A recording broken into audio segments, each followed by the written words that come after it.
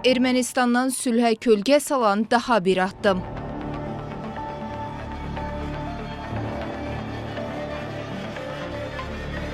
Görüntülər Şərti sərhədin Tovuz rayonu istiqamətindəndir. Ermənistan silahlı qüvvələri burada mühəndis istehkam işləri aparıb. Ərazidə atəş nöqtələri yaradılıb. Rəsmi İrəvanın sülhü yalnız sözdə istədiyinin sübutu olan bu görüntülər regional sabitliyi təhdid edir. Araşdırmalar zamanı məlum olub ki, Ermənistan silahlı qüvvələri Şərti sərhəddəki mövqelərdə təkmilləşdirmə işləri aparıb, kəşfiyyat üçün nəzərdə tutulmuş fortifikasiya qurğuları quraşdırıb, yeni alternativ yollar çəkib. Xatırladaq ki, son günlər Ermənistan kütləvi informasiya vasitələri Azərbaycanla bütün sərhəd boyu erməni mövqelərinin döyüş hazırlığı vəziyyətinə gətirilməsi ilə bağlı xəbərlər tirajlanır. Bir müddət öncə erməni jurnalist Voskan Sarkisyan da bunu ifadə edib. Ölkənin iqtidar yönümlü mediası isə məlumatları təkzib edir. Ancaq görüntülər Ermənistanın xislətindən əl çəkmədiyini və Azərbaycanla sülh sazişinin imzalanmasında maraqlı olmadığını sübuta yetirir. Bu bir daha onu göstərir ki, Ermənistan bugünkü günə sülhə deyil, müharibəyə hazırlaşır. Əlbəttə ki, Ermənistan çox gözəl başa düşür ki,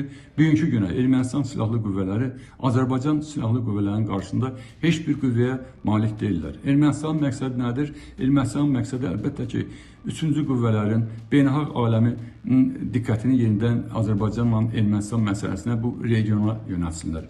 Əlbəttə ki, Azərbaycanın şanlı ordusu həmişə Ermənistan ordusuna layiqli cavab veribdir və bugünkü günə də Azərbaycanın şanlı ordusu Ermənistan bu təxribat hərəkətlərinə lazımıca cavab verə bilər. Ancaq belə olan təqdirdə Azərbaycanla Ermənistan arasında olan sülh müqaviləsinin bağlanmasından söhbət gedə bilməz.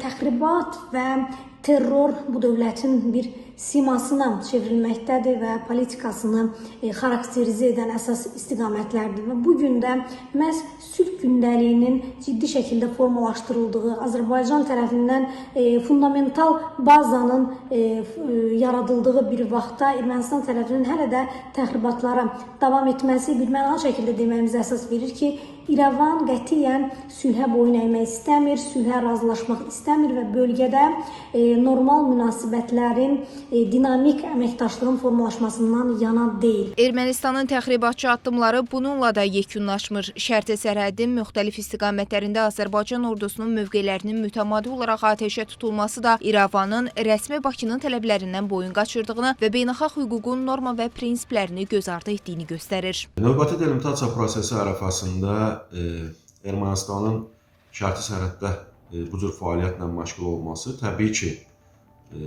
növbəti təxribatlara hesablanır. Məqsəd ondan ibarətdir ki, Azərbaycanın bu təxribatlara cəlb edilməsi yolu ilə bu və ya digər şəkildə Azərbaycan haqqında təcavüzkar, sülhü istəməyən tərəf obrazı yaradılsın.